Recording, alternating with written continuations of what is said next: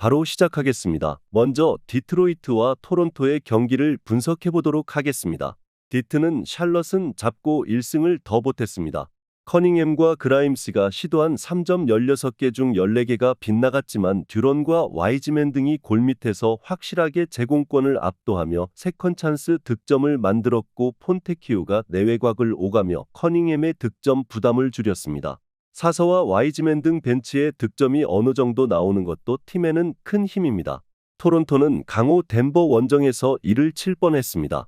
전반 17점 차로 앞섰고 4쿼터 시작 전에도 5점을 앞서며 승리할 뻔했지만 클러치 부진이 아쉬웠습니다.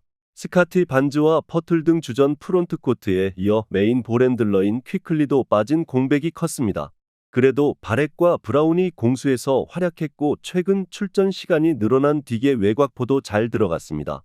토론토는 바렛과 딕의 쌍포를 앞세워 원정 승리를 노릴 것입니다. 그러나 올리닉과 맥다니엘스 등이 나서는 빅맨 전력이 떨어지기에 높이가 좋은 디트 상대로 고전이 예상됩니다.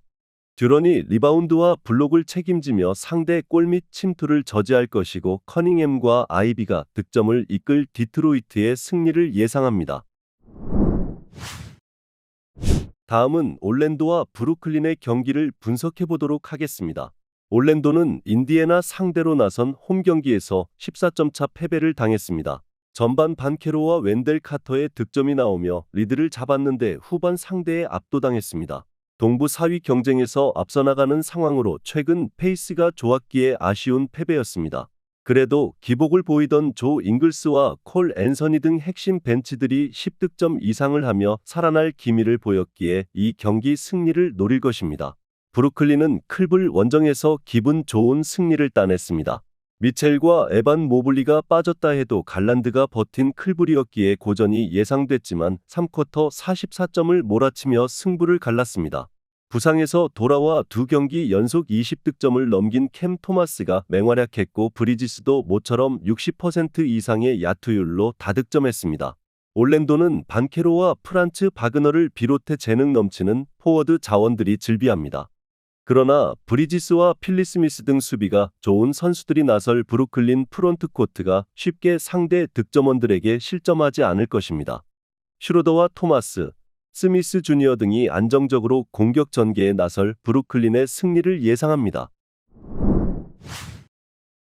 다음은 인디애나와 시카고의 경기를 분석해 보도록 하겠습니다. 인디애나는 오클에 이어 시카고를 연달아 상대합니다. 원정을 다녀와 휴식할 시간 없이 디비전 라이벌을 상대해야 합니다. 그래도 할리버튼과 시아캄이 건재하고 핵심 로테이션 자원 중에 부상자가 없기에 부담 없이 경기에 임할 수 있습니다. 네스미스와 맥코넬, 제일린 스미스 등 최근 경기력이 좋은 선수들도 있고 할리버튼이 부진을 벗어났기에 홈 승리를 노립니다. 시카고는 댈러스 상대로 홈에서 승리를 노렸지만 35점 차로 패했습니다. 경기 시작과 동시에 1쿼터에만 16대 44를 기록했고 그 이후 별다른 반등을 하지 못했습니다. 부세비치와 드러먼드 등 올스타 빅맨들이 상대 빅맨들에게 밀린 점도 아쉬웠습니다. 그래도 아직은 플레이인 토너먼트를 충분히 노릴만 하고 기회는 남아있습니다. 시카고는 토리 크레이그가 돌아왔지만 B팀과 필립스 등 투웨이 플레이어들이 벤치에서 긴 시간을 뛸 정도로 벤치 전력이 약합니다.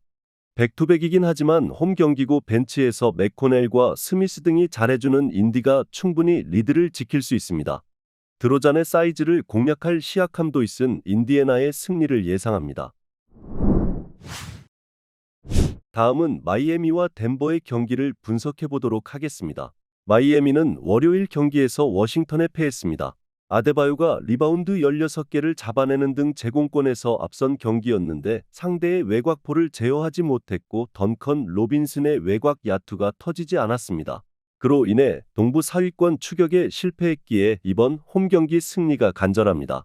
덴버의 경우 지난 시즌 파이널에서 패배를 안긴 팀이기에 리벤지 의사도 강합니다. 덴버는 화요일 홈 경기에서 토론토를 잡고 1위인 오클라호마와의 격차를 더 좁혔습니다.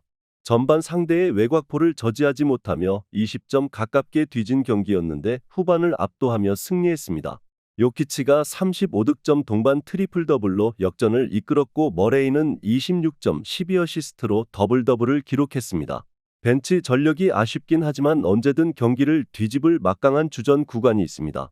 파이널 패배를 홈에서 갚아주길 바라는 마이애미의 의지가 강하긴 하겠지만 현재는 그때보다 전력 차가 더 벌어져 있습니다. 거기에 덴버는 머레이가 확실하게 잘해주고 있고 포터 주니어와 고든의 야투 효율도 나아졌습니다. 덴버가 연승을 이어가며 오클과 1위 경쟁을 이어갈 것입니다. 덴버의 승리를 예상합니다. 마지막으로 멤피스와 샬럿의 경기를 분석해 보도록 하겠습니다. 멤피스는 홈연전이지만 상대팀 면면을 보면 가장 해볼 만한 스케줄입니다. 워싱턴과 샬럿 등 D2와 더불어 동부 삼약으로 평가받는 팀 중 두 팀을 백투백으로 만납니다. 그러나 다른 팀들이 어느 정도 로테이션을 안정적으로 돌리는 것과 달리 팀 내 부상자가 너무 많습니다. 알다마와 콘차 등 핵심 벤치가 주전으로 올라오며 벤치가 약해진 점도 있기에 어려운 경기가 될 수 있습니다.